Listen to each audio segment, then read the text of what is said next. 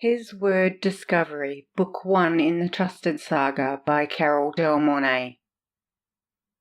Chapter 1. Samantha. An oppressive weight pressed my body hard against the mattress beneath me. Panic began to grow, quickly threatening to overwhelm me.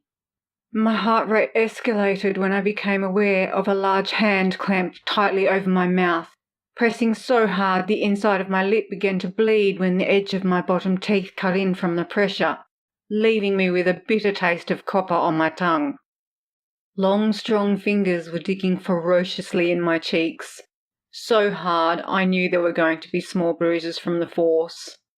Fear and self-preservation kicked in, making me react. Thrashing my legs around beneath the sheet, I tried valiantly to shift the weight from on top of me, the hand over my mouth muffling my screams trying to get out and lodging them in the back of my throat. My heart raced, pounding in my chest. I whimpered, realizing my attempts were futile against his weight, and tears of regret gathered in the corners of my eyes, overflowing until they trickled down the sides of my temples and dripped in my hair before soaking the sheet beneath. It hadn't always been like this. He hadn't always been like this. For one brief second I felt great sadness for what could have been. My breathing became erratic, and I felt his weight shift slightly. A glimmer of hope began to grow, slightly easing the rising flow of panic welling through me, until I realized he only shifted enough to pull at the sheet covering my body. That realization quickly extinguished the small glimmer, snuffing it out as quickly as blowing out a candle. With the sheet removed, I was left naked and shivering, but not from the cool air of the room caressing my skin. It was outright fear. Why? The question was asked, but I'd never received an answer. His free hand captured my left wrist in a vice-like grip I knew I'd never pull out of. His superior strength won out, forcing my arm down the side of my body where he immediately clamped a bent knee on top of my palm, crushing my fingers beneath his weight. I didn't think my eyes could widen anymore, but they did. He repeated the action with my right wrist, despite my efforts to fight against him. I was no match for him. I never had been. I heard the swish of his leather belt when he tore it out of the loops of his black denim jeans, like the warning hiss of a snake before it struck. The determined look in his steely grey eyes when he threaded one end of the belt beneath my neck turned the blood coursing through my veins to ice. I watched with disbelief while the corners of his mouth turned up in a slight smirk when he put the end through the buckle and pulled. It constricted around my throat, so tight I thought he was going to crush my windpipe. His belt was choking me, leaving me gasping for every slight bit of air I could drag in my lungs. He slowly removed his hand from my mouth and lowered his head to whisper in my ear. The hairs on the back of my neck stood on end under his breath. "Don't scream, Ger, or I'll pull harder. Understand?" As if to remonstrate, the belt tightened for a brief moment, and I nodded, expediently conveying my willingness to comply. The pressure around my throat eased off a little, and I drew in a deep breath, expanding my lungs to capacity. He moved his knees off my hands, and I instinctively flexed my sore fingers on both hands while he slid down the length of my body. His hips hovered over mine, and he used his knee to wedge between my closed legs, forcing them to part while I grappled with the hand holding the belt firmly around my throat. Trying to pry his fingers from the grip he had on the belt infuriated him. The sickening thud when his fist connected to the left side of my face and crashed against my cheek stunned me into letting go of his fingers. Once more I tasted blood. I saw stars behind my eyelids, brilliant flashes of white dotting like a kaleidoscope. I felt the rising of my flesh as it swelled and throbbed. Fuck, that hurt. Fumbling with his one free hand, He released the button on his jeans and drew the zip down before he pushed the denim down over his hips until the garment gathered just above his knees. He held his erection in his free hand and lowered himself down on top of me, positioning his swollen, smooth crown at my entrance. Leering down at me, his face was just inches away from my eyes. I smelt the familiar peppermint on his breath when his lustful grey eyes held my terrified gaze. He rocked the head of his cock up through my channel, ready to plunge. Distracted from his hold on the belt, the pressure around my throat eased off. Taking one last lungful of air, I screamed as loud as I possibly could. Bathed in perspiration, my skin glistened. The entire surface of my body felt clammy. My lungs heaved and my heart thumped wildly against my ribs. Each rapid beat shook my body, escalating the sound through my ears when I heard the blood rushing through my veins. As I bolted upright on my bed, gasping like I just finished running a grueling marathon, the door of my bedroom burst open and my room was flooded with light. "Sammy, you okay?" My housemate and friend, Tony, rushed breathlessly through the door, her voice full of concern when she demanded my answer. I couldn't answer. I was still trying to catch my breath, so I bobbed my head quickly, nodding. "Fuck you, Nathan." Tony quickly crossed to the bed and sat next to me, gathering me in her arms, saying nothing. She just held me while my tears flowed freely down my cheeks and dripped off the end of my chin onto the top of her shoulder. Her hand rubbed slowly and calmly up and down my back. "Nightmare?" she asked gently in my ear. I nodded, my chin banging against her shoulder when I did. "Him?" The disdain in her voice was clear as she asked, sure she already knew the answer before she gave voice to the question. Again I nodded, this time my chin digging into the flesh of her shoulder. "You haven't had one for a while." "Sorry I woke you," I managed to apologize in a faltering voice.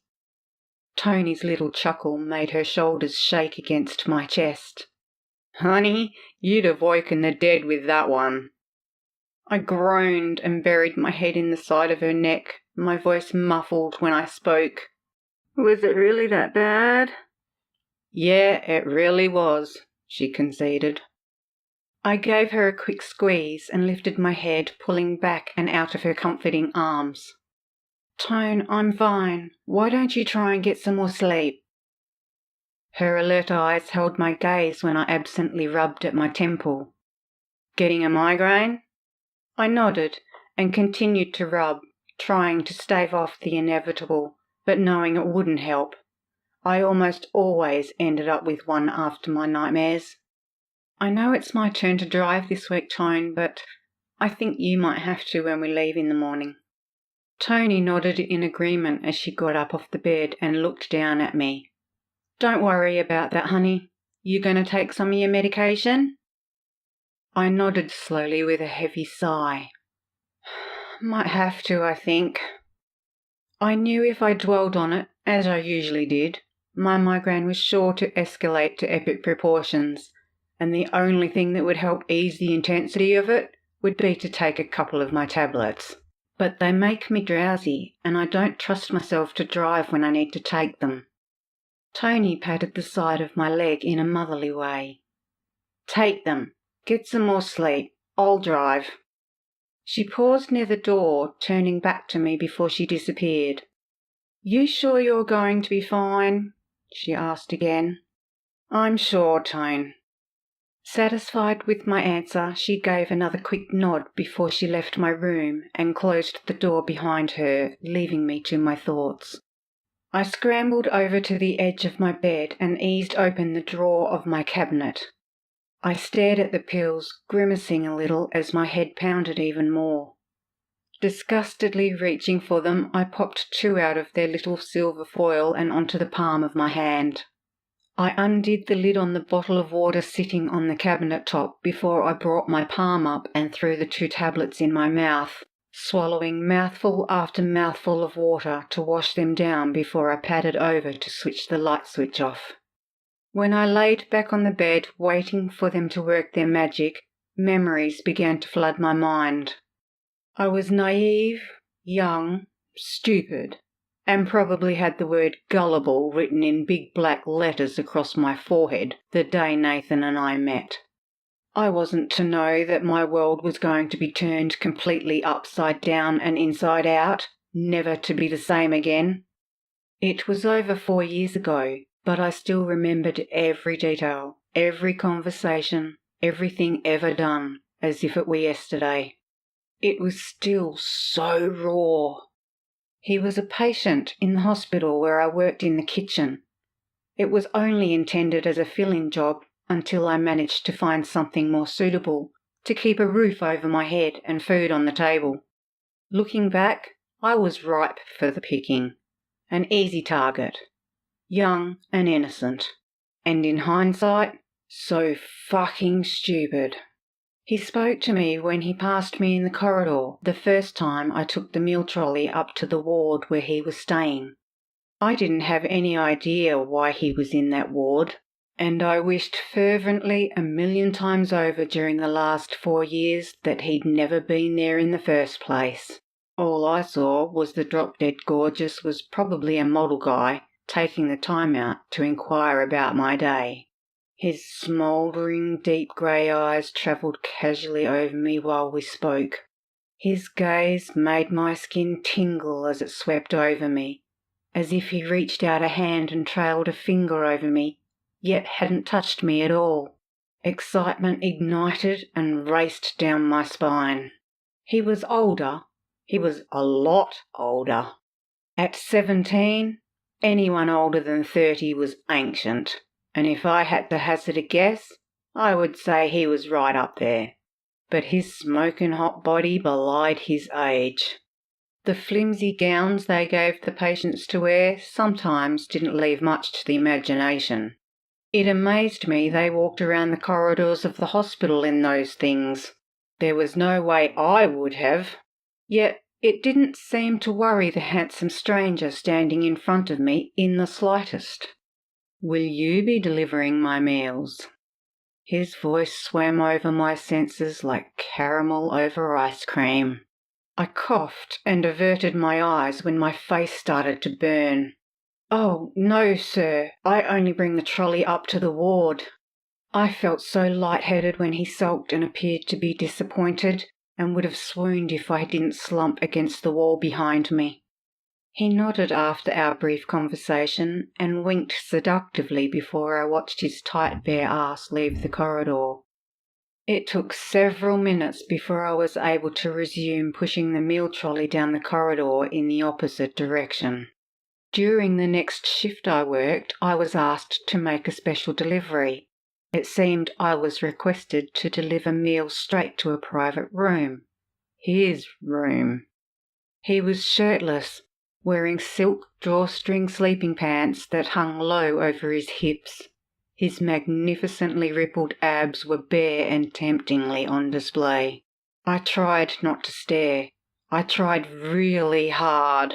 In spite of my trying, something that perfect, that tantalizing, man, that was hard to ignore, and I found myself sneaking furtive looks his way at every opportunity. His sly smile and quiet chuckle indicated I wasn't very successful in my efforts, which in turn painted my face a decidedly crimson shade of embarrassment when my face exploded with heat. In hindsight, I immensely regretted taking that job. In fact, I would go so far as to say it was the biggest mistake of my life up to that point. With a sigh, I settled back underneath the covers, my eyelids drooping heavily. My memories began to fade as the medication kicked in, and I couldn't fight any longer to stay awake, and succumbed to the beckoning blackness. Groaning, I reached out and hit the snooze button on the alarm buzzing incessantly on the top of the bedside cabinet. Just 5 more minutes.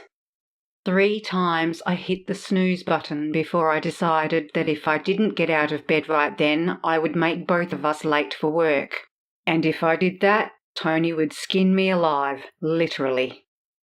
With bed hair and still wearing the oversized t-shirt that I slept in, I wandered out to the kitchen and found Tony already up. She was impeccably dressed with her makeup done and hair arranged, warming her hands around a hot cup of already brewed coffee. "Morning," I mumbled as I shuffled past her to the coffee machine. "You look like shit." Tony never sugar-coated her observations. I found her refreshing. Others found her rude.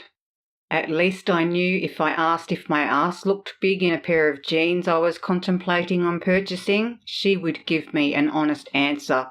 Irrespective of whether it was an answer I wanted to hear or not, it would at least be the truth.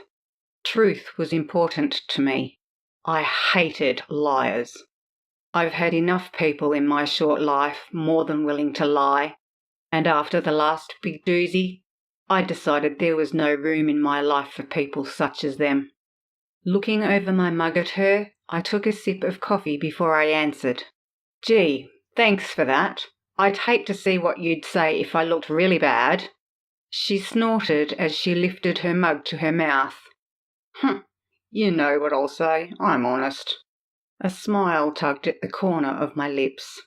"And that's exactly why I love you, Tone." She smiled back and took another sip. "Can you be ready in 20? Didn't give me much time, but I could do it." "Yep." When I was ready, I took one more tablet before I left for work. There was still a dull ache in the back of my head, and I erred on the side of caution. There were 2 types of pain I hated to tolerate: headaches and toothaches. I wasn't going to give it the chance to get any worse than it was. Nip it in the bud. That was my motto these days. For absolutely everything. As Tony manoeuvred through the morning peak hour on the freeway, switching and jumping from lane to lane, in and out of the speeding traffic faster than I would ever attempt at any time, and giving me a heart attack in the process, she was babbling on about plans for the night. "We're going to that new club tonight. You want to come?" Lucifer's Den. What a name for a club. It provoked visions of decadence and debauchery, men and women dressed in red leather and horns sticking out of their heads. She had been talking of nothing but this new club for the last few weeks as opening night got closer and closer. Considering her offer for a moment, I shrugged my shoulders. Maybe. She knew me well, sometimes too well. "You can't let him dictate how you live your life, you know," she said softly. "I know, Tony. I wish these bloody nightmares would stop." A comfortable silence fell between us. "If my migraine doesn't get any worse than it is now, and if I decide to come out with you, we'll have to catch a taxi so I can have a few drinks." A slow smirk crossed her lips. "What? You drink?" I was normally the designated driver. Everyone who knew me knew I wasn't a drinker. At least, not anymore. My taste for alcohol had diminished to below 0 after my experience, and everyone knew they could rely on me to get us all safely from one point to another on our nights out. "Ha! I knew I could convince you to cave." She looked so pleased with herself, taking it as a win to her for changing my mind. I knew she wouldn't have given up easily, and decided it was easier to cave now rather than later. After parking in the car park at work, we entered the building. Tony took her place behind the reception desk while I continued on to my office, dreading the amount of paperwork I knew was going to be on my desk when I opened the door. Thank God today is over. Picking up my bag, I joined Tony in reception. When I approached, she looked up with the phone to her ear and held up one finger, indicating she was going to be another minute or so. Finally ending the call, she flicked the switchboard over to Night Switch. "Let's go, Sammy. Our weekend has now officially begun." She practically floated with excitement. Grinning at her enthusiasm, I followed her out. Thank God my migraine had dissipated. I worship those damn tablets. Weaving in and out of traffic on the freeway, Tony told me of our plans for the night. I just concentrated on wincing when she got too close to bumpers. I gripped the sides of the seat so hard I was sure I was going to end up leaving finger marks indented in them. Tony liked to be in control, and she was good at it. All I knew was we were starting the night at Lucifer's Den. Whether we stayed there the whole night or moved on elsewhere was to be decided after spending some time in the club, see what it had to offer. "Who's coming tonight?" I asked casually. Probably just all the usual crew, but it doesn't hurt to ask. Tony rattled off the names of the girls meeting us there. Kiara, a secretary at a law firm, was also a netball teammate of Tony's. Sally worked as a personal trainer at one of the local gyms. Dawn was a clerk at a spare parts company. Leanne had a position as a checkout chick down at the local supermarket, while Phoebe was a receptionist at a dental surgery. We're a diverse group, but we have loads of fun when we all get together. "You want to ring Elaine and see if she wants to join us?" Tony asked, flicking a quick look my way. "No, she's going away with her parents this weekend." Elaine has been my friend since early childhood, then more like a sister to me when I could no longer live with the stress and false accusations that were finally flung at me by my own mother. The last time I saw my mother, her face was twisted with fury as she spat her hateful accusations at me that I was flaunting myself, tempting her husband, my stepfather, out of her bed and into mine, and called me a whore. It wasn't my fault I developed quickly and filled out where I was supposed to and thinned down everywhere else, but Mother decided that it was my fault when she caught her husband wanking off as he peeked through the door while I was showering one night.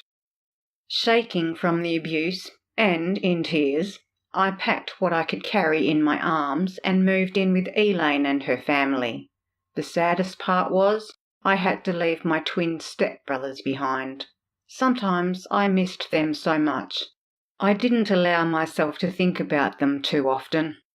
Elaine settled well amongst my friends on her return to the city 4 years ago, when I needed her support the most. Opening the front door, Tony flounced off to the shower, flippantly asking me over her shoulder to order a taxi for 8 o'clock as she passed through the bathroom door. Damn it! She spends forever in the bathroom under the hot water. Finally, I was freshly showered with a towel wrapped around me. She left me just enough hot water. I grabbed my makeup bag, taking it with me to my room. Surveying myself in my full-length mirror, I couldn't decide between wearing pants or skirt with a blouse.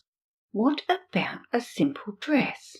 Maybe go with the dress. Even though it was probably going to be cold in the night air, the club should be warm enough.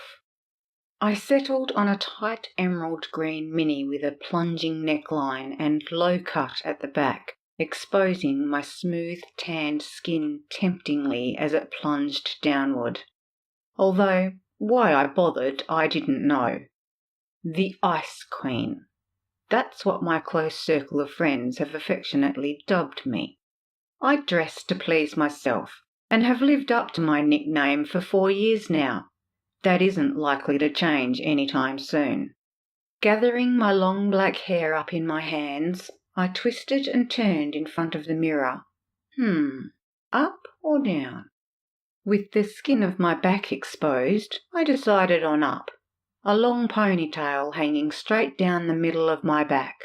It gave me a simple and refined look. Should I be daring and go without underwear? A shiver of excitement ran through my core at the thought. Deciding I wasn't quite that game, I settled on a thin-lace, light green-coloured thong. It was daring enough to be wearing the revealing dress in the first place, and I would be doubly uncomfortable without underwear. The taxi arrived, and when we got in, Tony gave the driver the address of Lucifer's den, and it wasn't long before we arrived. There were people everywhere. Groaning, I knew it was going to be crowded inside.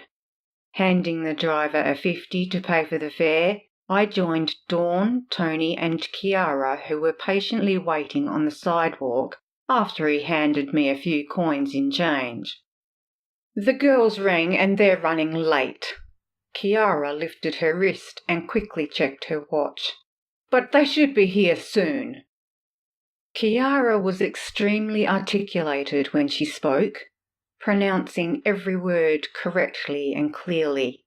It probably came from working in the stiff upper lip environment of her job at the law firm. She started talking animatedly about some hot new client that had come into the firm where she worked, and that's about the point I automatically tuned out. The excitement level in her voice as she babbled on and on about the guy indicated she was more than a little interested in this new client, and not from a work point of view. I feigned interest, a slight groan here and there as she spoke, but really, I had no interest whatsoever at all. As far as I was concerned, the words hot and guy put together spelled trouble with a capital T. Every hot guy had ulterior motives, and none of them were good. All of them seemed to be tarred with the same brush. "Oh, finally!" Kiara voiced her annoyance. Looking in the direction of her gaze, I saw the others approaching, and we entered the club as a large group after being checked out by security at the door. Holy shit! This place is packed! My heart rate escalated up a notch. Anxiety started to take hold. Not overwhelmingly, but it started to gather strength the further we proceeded through the club. I hate crowded places. Groaning, I knew this was going to be a long night. Why in the hell did I have to cave? The smile of anticipation on Tony's face didn't reassure me one bit. Yep, this night is going to drag. Chapter 2. Levi. At the site location, the planning and designing was over. My latest project was now up and running. Right, now I better think of the next one. Since becoming engaged to Fifi, I found I was hungering for anything that would keep me away from her and her tantrums while she planned the wedding. I didn't love Fifi, I knew that, and more importantly, Fifi knew it, even before she agreed to our arrangement. My lifestyle choices were ingrained, and there would be no changing them, not for her and not for anyone. Maybe I was incapable of loving someone the way my father had loved my mother, at least for most of their marriage. I have never felt that deep connection with any woman I'd been with, no matter how hard I tried. I've been in lust, certainly, countless times. But love? Finding that special someone you can't live without? I can't say I've ever suffered from that painful affliction. Once again I shook my head, wondering how it was I managed to talk Fifi into agreeing to the terms of our intended betrothal just to get all three of my sisters, not to mention my mother, off my back. Fifi also knew all bets were off if one word of our agreement was to reach my family's ears. What did Fifi get out of this arrangement? She was the only child of millionaire investment banker Callum Jackson and his wife Rochelle. Fifi was breathtakingly beautiful and spoilt bloody rotten. Used to getting everything she wanted, she and her equally spendthrift mother had been shocked to find that Callum had lost a bloody fortune in the economic downturn and had mortgaged almost everything to the hilt. Canny bugger had the sense to keel over of a heart attack and leave a rather large life insurance policy so that his womenfolk could keep up appearances and their stately mansion for a short time longer. Of course, with their habits, they were running through those funds at a rather fast pace. When I reached the age of 34, the mater decided I'd have enough time to find someone suitable to carry on the family line, and had recruited my 3 younger sisters to her cause. Settle down, they said. Have a family, they said. It seemed the logical answer to select Fifi. I've had the Midas touch since being thrust in the driver's seat of my father's company at the tender age of 18. Dad was killed by a drunk who didn't give it another thought when he got behind the wheel of his car.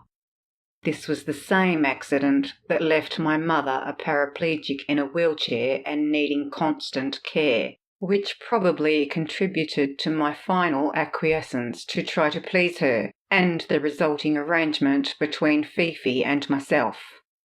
Our families have known each other for years, and Fifi's parents have been the foundation that kept us all together after the accident that claimed the life of our father. Since Callum's death had left his women in dire straits, I thought the gentlemanly thing to do was to offer my assistance. Oh, hell, who am I kidding? I wanted my womenfolk to butt out of my life, and Fifi was a perfect solution. I approached her with an offer. Since I had no intention of marrying ever, if she would agree to a long courtship and an even longer engagement, I would provide her with a generous monthly allowance. Once we got close to our wedding date, we would split up in a spectacular fashion, and I would settle an enormous sum on her. Of course, the end of our relationship would be my fault, so that Fifi's reputation would remain unsullied, leaving her free to pursue any suitable matches, and leaving me heartbroken and unable to think of any future matrimonial endeavours.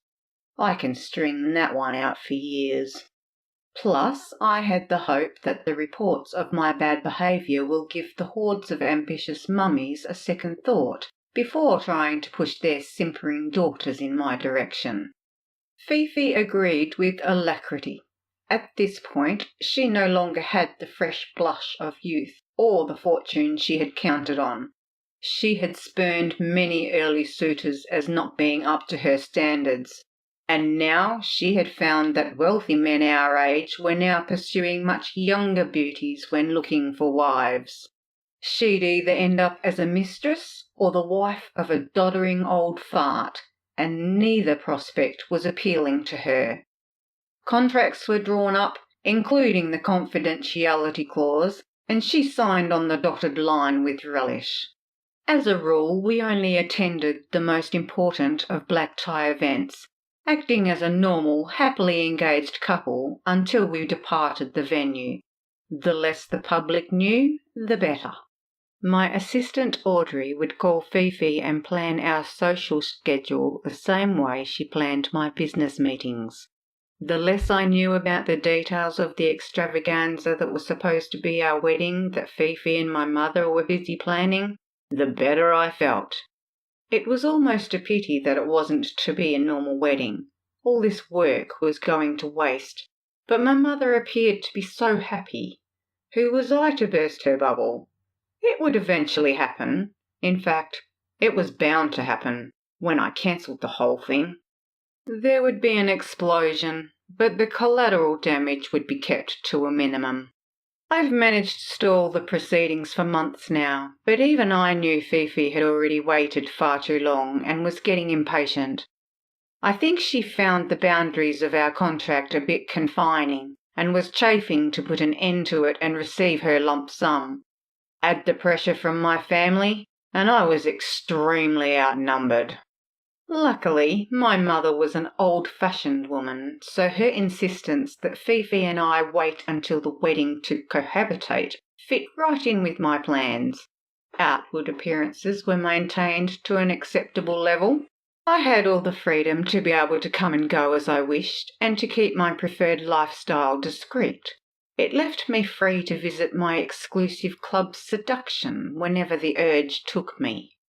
Lately, that urge was becoming greater and greater, resulting in nightly visits.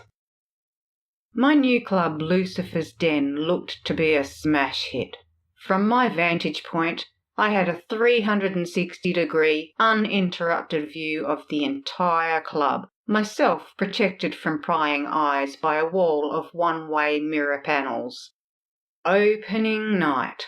From the time the club doors opened a couple of hours ago, a steady stream of eager patrons ensured we were almost at capacity. Another resounding success. The bar itself curved the entire width of the club, with glass shelving running along the back wall housing bottles of liquor in rows, as well as glasses of various shapes and sizes. Elegantly sophisticated, all of the furnishings were black with gold trim. The plush carpet in the seating area was black, with random splashes of red, silver and gold, while the dance floor was polished black tile accented with the same colours. You think I'd be pleased with tonight's result? I didn't give a fuck. I was bored. Looking at my watch, I decided I'd shown my face long enough. Time to make my excuses. Escape beckoned deliciously in the form of Chelsea, my one constant fixture in life for a number of months now. Chelsea was the most recent woman to know my intimate needs and catered to them without hesitation any time I called her to meet me at seduction. I was more than eager to be there at the moment. I decided to make one more circuit, to be sure no potential problems were brewing before I headed off. Catering to the desires of the well-heeled, respected members of society, I was the discreet, silent owner of Seduction, the exclusive establishment where members could explore their more intimate fantasies. As far as any other member was concerned, I was just another exclusive member partaking in the benefits on offer. I'd almost completed the circuit when something caught my eye. It was the tall blonde in the group I noticed first when the large group came through the front doors. Where have I seen her before? Oh, yes, the new legal firm I just retained. She was the pretty secretary who sat in the front office. The saucy blonde was very accommodating and almost flirtatious when she offered coffee that morning. It happened so frequently in my life that I knew the look. I could have snapped my fingers and knew without a doubt she would have followed me home if I had been so inclined, whether or not I was engaged to be married. The idea had been tempting. She was very attractive. Considered, then rejected. My life was complicated enough. I didn't feel the need to add another complication at the time. I couldn't get past the emerald dress another in her group was wearing. Or should I say, almost wearing. Fuck. So short. Unfucking believably tight. Revealing to the point of bordering on indecent. Not something I would ever permit a woman of mine to wear in public, but I was fucking glad she had. The raven-haired beauty had legs that seemed to go on forever. Her hair began at the point where her legs ended. So deep black in colour, it had a blue shimmer under the lights, like a full moon over a dark ocean. It made a striking contrast against her bare back, framed by the beautiful deep green of her dress. Impressive cleavage from what I could see. Maybe tonight isn't going to be such a waste after all. She wasn't my usual type, but she definitely caught my attention. What was that blonde's name? Kerry? No, too plain. That's it. Kiara. A slow smirk spread across my lips as I felt a familiar tightening in my groin. Emerald Girl had definitely piqued my interest. I think I'll call her Precious. It was time to join the throngs writhing down on the dance floor. Oh, for fuck's sake. Sliding my ringing phone out of my pocket, I snapped as I answered the call. What? I should have glanced at the number before I answered, but I was too intent on keeping an eye on little Miss Emerald. No, Precious. Levi, how's opening night? Can I expect to see you when you've finished up there? A small pang of guilt flashed briefly through me, very briefly. I had been neglecting my fiancée lately. She was bored and I had promised her a future night out on the town. Fifi, I told you, I'll probably be gone most of the night. My gaze tracked Precious and her friends to their huddle on the other side of the club. I watched with interest while she made her way to the bar with one of the other girls. Divide and conquer. Now would be my best chance, and if this attempt failed, I could resort to casually obtaining an introduction from the new little legal secretary. I'd rather not resort to plan B if I didn't have to. I didn't want to offer Blondie any sort of encouragement in that direction, although she fit my preferences better. Absent-mindedly, I tried placating Fifi. Give me another 2 hours and I'll call. I should have a better idea when I'll be leaving then. Oh, fine. Stay at your stupid club. It's obviously more important to you than I am with the amount of time you've been spending there. I may as well find someone else to pass the time with. Fifi should know better than to offer me a veiled threat considering the stipulations in our business agreement. Fifi, my company comes first with me, and you should understand that by now. It won't change. Not for you, not for anyone. If you don't like our arrangement, then perhaps we should pull the plug early on this sham, and you should find someone else to pass the time with. As I ended the conversation, cutting her off when she began pleading her case, I imagined the pout, the crossed arms, and the stamping of the foot. Fifi disappeared from my mind by the time I put my phone back in my pocket. You ready, Mr. Webber? Simon, my driver and protector, was lurking in the shadows, but straightened when he observed movement towards the stairs. No, not yet, Simon. We may stay a while. With a grin, I pushed open the heavy door and descended the stairs, Simon following closely on my heels, returning my grin knowingly and shaking his head. Guy Sebastian's voice boomed through the speakers dotted around the club, asking, "Who's that girl?" How ironic. It was my intention to find out. So, is tonight going to be another all-nighter, Mr. Webber? Simon asked casually, but I detected a hint of amusement in his tone. We've had many an all-nighter lately with opening night looming. How we've even managed to grab any sleep at all for the last few weeks when I had Simon drive me on to seduction at the conclusion of every night was a mystery. Yet, somehow, we've both managed to function on little or no sleep. I knew he was looking forward to some return to normalcy. I sure as hell wasn't. We'll see, shall we? It may be my lucky night. I almost managed to make it all the way to the bottom step before being besieged by some of the more eager patrons. Making small talk took monumental patience on my part. Once I had an objective, I didn't like to be diverted. I was sure to keep Miss Precious in view, at least partially, while being interrupted numerous times while Simon and I wound our way through the club. At all times, Precious was never out of my line of sight, much like an acquired target. The toll of being stopped so many times while Precious remained out of my reach was beginning to piss me off, to the point where I was becoming rude and obnoxious towards my paying patrons. Simon gently grabbed my elbow to escort me away from them before I said or did something I would end up regretting, or did something that would become headline news in the morning, fending off any further advances from the batting eyelashes of women hoping to make an introduction to me, or the inquisitive questions from the not-so-sober men with enough balls to blatantly come right out and ask for advice on whatever crap ideas they had. I started to become a bit belligerent. What's crawled up your ass, Levi? Simon only ever used my Christian name in the public forum if he was concerned about my behaviour, or if he needed to say things straight, like at this moment.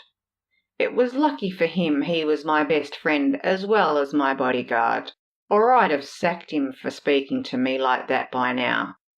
There's a girl. Simon chuckled, throwing his head back, cutting me off. With you, there always is. I think I'd actually be worried about you if there wasn't. Who is she? He still had hold of my elbow as he escorted me through the parting crowd. Near the bar, long black hair tied up, emerald dress. I watched Simon's head turning and twisting while we continued toward the bar. Then I smiled, knowing the exact moment Simon caught sight of Precious when he faltered on the next step he took. Whoa, now I understand. She's not the usual type you hanker after. Precious was, in fact, the exact opposite of my usual. I preferred blondes. Her hair was blacker than the midnight sky. I preferred them tall, but not as tall as myself. She was quite petite and would probably fit snugly under my arm. I preferred them wafer thin. She was slim, but curvy. Curvy, it seemed, in all the right places if the stirrings of my cock was any indication. We going straight in for the kill, or we going to wait and stalk a while? I'd been debating over which path to take myself. Might wait and stalk, see if I end up with any competition. I laughed when I heard Simon huff. Competition? You? I highly doubt that. You're not one to dance around any competition. Simon was right. I didn't do competition. They were eradicated swiftly when I was intent on capturing the attention of the recipient of any lust stirring within my loins, regardless whether they had a boyfriend, husband, or partner. That never stopped me from pursuing what I wanted, and it wasn't about to change now. With a sudden jolt of self-realization, I became aware that perhaps Fifi wasn't the only selfish person I knew. Fifi manipulated and cajoled to get what she wanted, whereas I took it, without hesitation. Maybe we were more suited than I thought. A quick shake of my head centered me and refocused my attention back toward Miss Precious. Simon and I watched and waited in the shadows of one of the pillars. Simon occasionally cut off attempts from overzealous patrons who were either too intoxicated to be aware or even care that we wanted to be left alone, or flirty females who thought they may have a chance, however slight, at the possibility of seducing or enticing me to leave with them.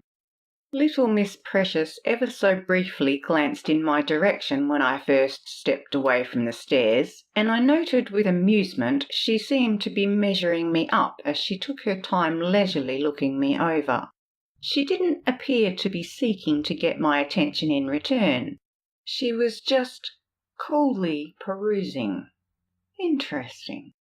I wasn't accustomed to disinterest from the female population. I decided I didn't like it. With stronger determination, I focused solely on her eyes, willing her to look at me, to obtain and then maintain eye contact. I grinned slowly when I finally noticed her lift her gaze lazily, and my grin widened when she locked onto my eyes. Another woman in front of me, who was doing her best to entice me to leave with her, took my grin as a sign of encouragement to the advances she was making, and made an extra effort to hurry it along. The annoying woman was thwarted by Simon when she overstepped the mark and tried to grasp the sleeve of my black jacket. She was very quickly and efficiently removed. I maintained eye contact with Precious, not willing to look away and give her the chance to break away. The flustered look that came over her while her skin turned pink was extremely arousing.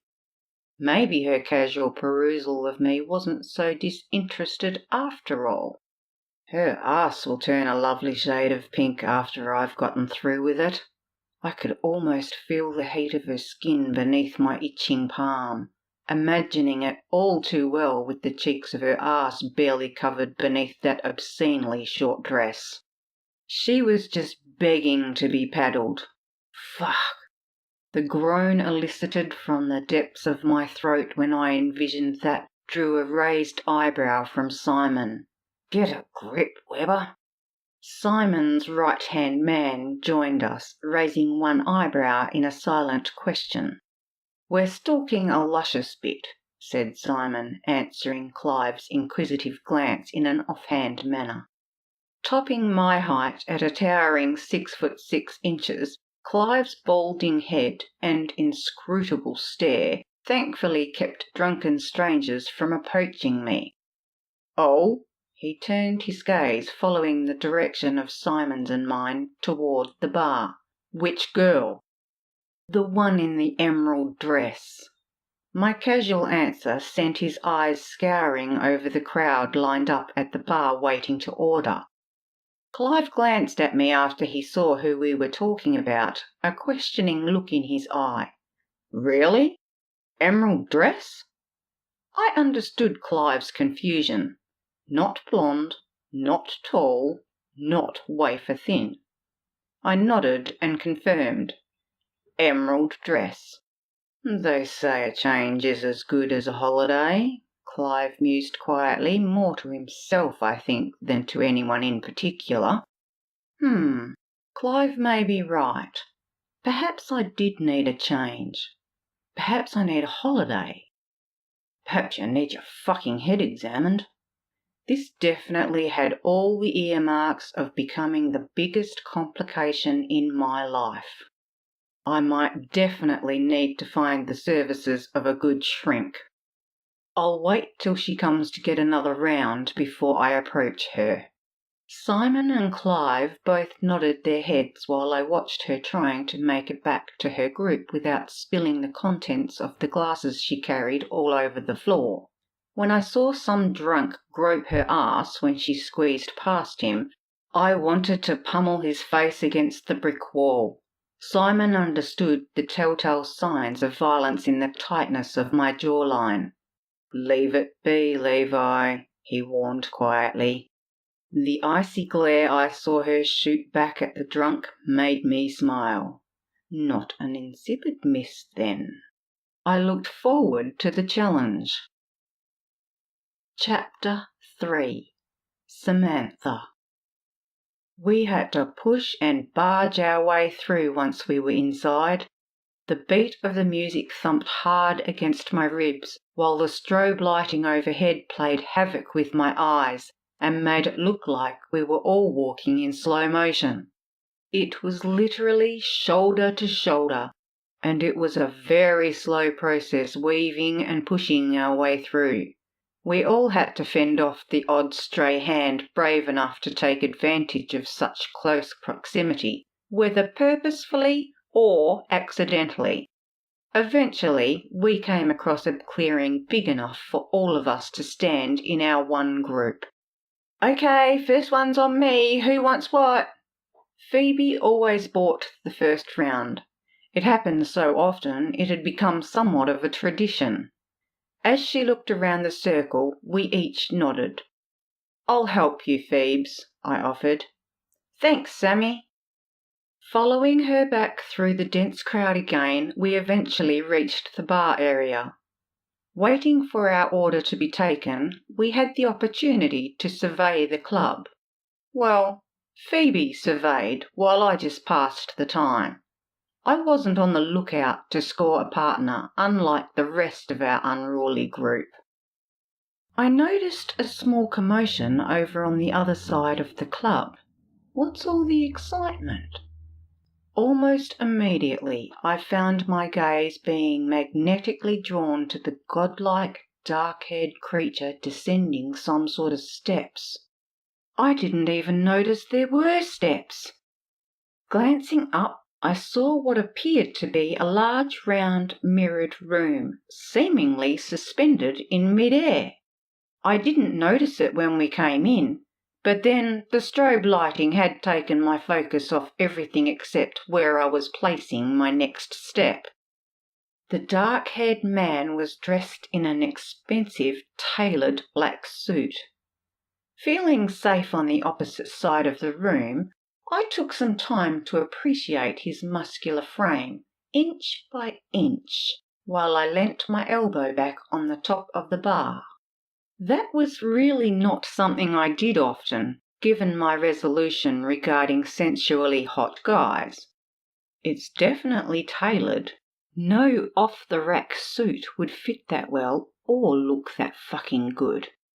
At a guess, I'd say he was at least 6'3", maybe even taller. His black, slightly wavy hair was long enough to curl seductively over the collar of his suit jacket. In this light it was hard to determine, but it appeared he had a naturally olive complexion. Maybe he's one of those new age executive types who have a permanent booking at the tanning salon in an exclusive gym somewhere. He had a wide back and huge bulging shoulders. He reminded me of the Hulk, and I giggled as I expected to see the seams of his jacket coming apart when he flexed those massive shoulders. What a great physique! The entire package was extremely attractive and definitely one to stay away from. His suit jacket hung open, revealing a tight, trim waist, and when he turned away for a moment, I saw the firm, round curves of his buttocks, accentuated by the way those trousers hugged his hips. A sudden surge of arousal and excitement knotted between my legs and in my stomach as I pictured my hands running over those firm curves. Startled by my reaction, I chastised myself. Where in the fuck did that thought come from? What in the hell, Samantha? I was definitely in dangerous territory thinking those thoughts about a total stranger, especially one who was so fucking gorgeous. It would be Nathan all over again. An embarrassed blush tinged my face slightly pink from the unwelcome thought, which suddenly turned a whole shade darker when it registered he was actually watching me and saw my reaction. Jesus, the first time I check out a guy in so long and he catches me doing it. I felt so bloody stupid at being blatantly caught out. You okay, Sammy? Phoebe asked curiously. Yeah, I'm fine. The heat was becoming more intense across my face. Phoebe narrowed her eyes and looked closer. You don't look fine. You look like you're blushing. It's hot in here, I lied, and fanned myself with an available cocktail napkin. The barmaid placed our order on the bar and collected the payment from Phoebe. I smiled an appreciative smile at her for her great timing as she gave Phoebe her change, earning myself a vague smile in return. She'd no idea how grateful I was for her interruption at just the right moment. We managed to get the drinks almost intact back to our group. Only a small amount was spilled along the way, despite being bumped numerous times and having to twist to avoid a wayward hand groping my behind along the route. If one of my hands was free, it would have earned him a hard slap in the face, but my hostile glare got the message across loud and clear. By the time it was my turn to buy a round, I'd only had one drink, bourbon, courtesy of Tony. She was the only one here tonight I trusted enough to buy me a single shot. I stuck to iced water on everyone else's rounds, or I might have ended up drinking doubles, or possibly even more. I wasn't in the habit of getting in an inebriated state after my past experience. It did happen from time to time, but only when surrounded by people I trusted implicitly, and preferably not in a club full of writhing strangers. Sometimes my friends thought it was funny to ply me with a sneaky double shot of something or other. Instead of thinking about running my hands over some guy's tight buns, my skin felt flushed now from the alcohol I'd consumed, as well as the heat from all the bodies crammed inside. It was still perplexing as to how those erotic thoughts about a mysterious stranger on the other side of the club had popped so suddenly in my head. While I waited with Phoebe at the bar for our drinks, I felt a hand on my left hip. In my slightly preoccupied state, I wondered if it was so packed in here the person behind had no choice but to be so close and have to touch me like that. It took a few more seconds to comprehend that something hard was poking me in the lower back. It felt like an erection? My eyes widened. It can't be. Surely I'm mistaken. I have to be. There it is again. Harder this time, leaving me in no doubt that is exactly what it feels like. What in the fuck? Without thinking, instinct took over, and I wrenched my elbow back and connected hard against someone's stomach. I heard the air escape with a grunt from behind me, but before I knew what was going on, I was forced face down and spread-eagled across the top of the bar by two burly men on either side of me. Each of my wrists were being held down and my shoulders were pressed against the countertop. Two very different and very large hands were holding me firmly in place. My hair fell over my face and I couldn't see what the hell was going on, and I was hyperventilating as I was consumed with absolute panic. "Let her up!" The voice was strong. It was commanding and in control. It was delivered in a tone that conveyed that the owner was not used to being disobeyed, ever. Even though there was an element of roughness in the tone that was used, it was the sexiest voice I've heard in a long while. Almost immediately I was released. A hand gently but firmly gripped my elbow and turned me around while I tried to calm my racing heart and rising anxiety. "Are you hurt?" I couldn't think straight. The touch of his hand on my elbow sent shocks down my arm, igniting something unfamiliar deep in my belly. My heart raced even faster when I found myself staring straight up into the deep brown eyes of the gorgeous man I'd seen descending the stairs. My breath caught in my throat, a fire burned in my core. Fuck, he's drop dead amazing up close. "Are you hurt?" he asked again, more slowly. Absently rubbing my wrists, I slowly shook my head, held captive by the concerned gaze of the most gorgeous, virile man I've ever seen standing so close in front of me. He was smouldering sex on legs and affecting my inner equilibrium way too much.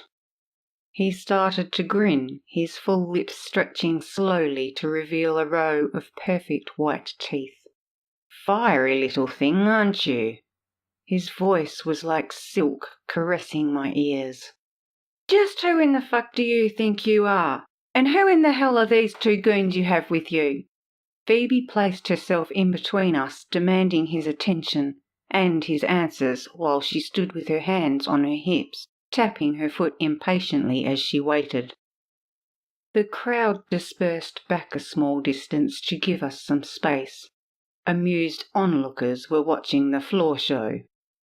"In all fairness, your friend here attacked me first." "Oh, you've got to be fucking kidding me. I'm copping the blame? Huh!" The audacity of him irked me, and my chagrin was overwhelming. This situation was not caused by me. "You, sir, were the one who put a hand—" I looked pointedly down at his crotch area and immediately regretted being so impulsive when I saw the bulge in the front of his trousers. My breath caught slightly, and the slow creeping of heat working its way up my face as I tore my eyes away from his manhood gave away my surprise. Or whatever. On me first. Maybe you should restrain them. Handcuffs might work. My snappy, irritated voice masked the confusion racing through my body. He was flustering me. I don't get flustered. What in the hell?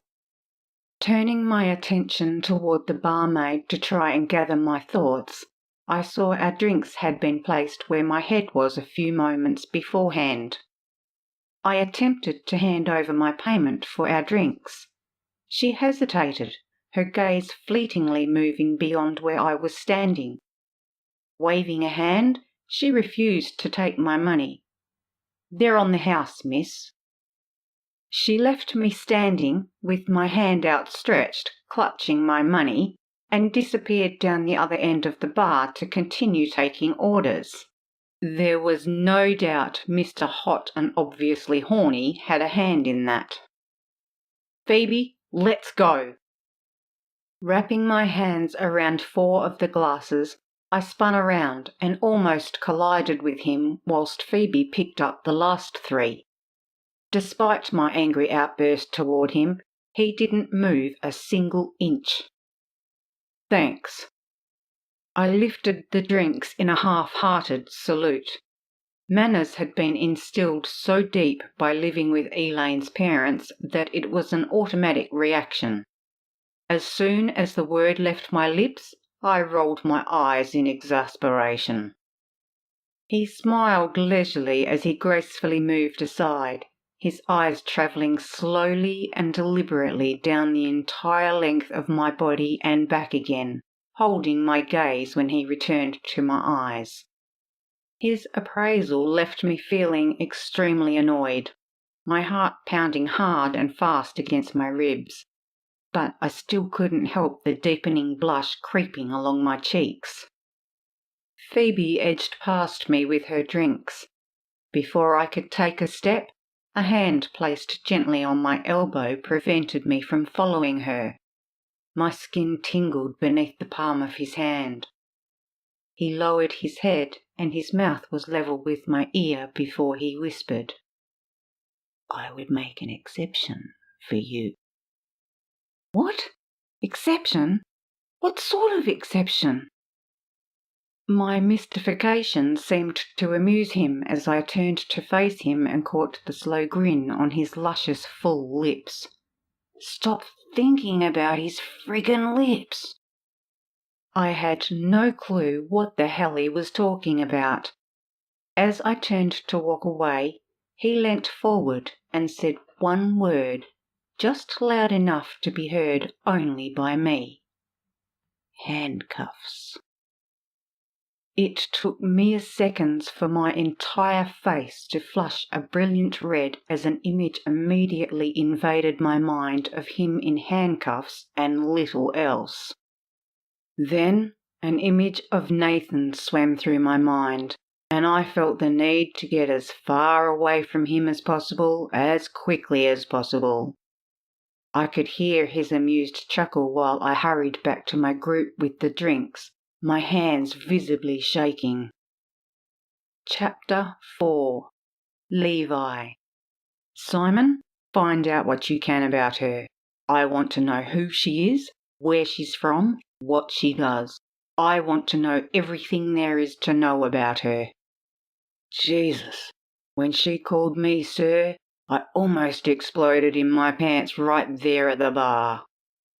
The only other time I had a reaction as strong as that was when I was entranced by an image of the most perfect body I've ever seen playing on a big screen at a members' gathering. With a nod, Simon moved away, and I studied the beautiful, flawlessly tanned skin of her exposed back as she retreated, my cock twitching with excitement. I could count on Simon to be discreet. He'd have to be.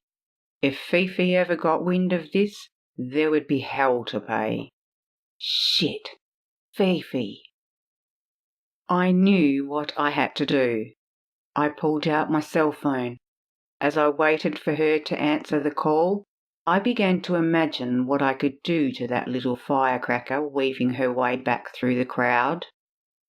Fifi's voice brought me crashing back down to earth with a thud. "Are you done?" Apt choice of words. "Yeah, I think I am." "Good. Am I going to see you tonight?" The least I could do was tell her of my decision in person. I wasn't callous. "I'll be there soon. We need to talk."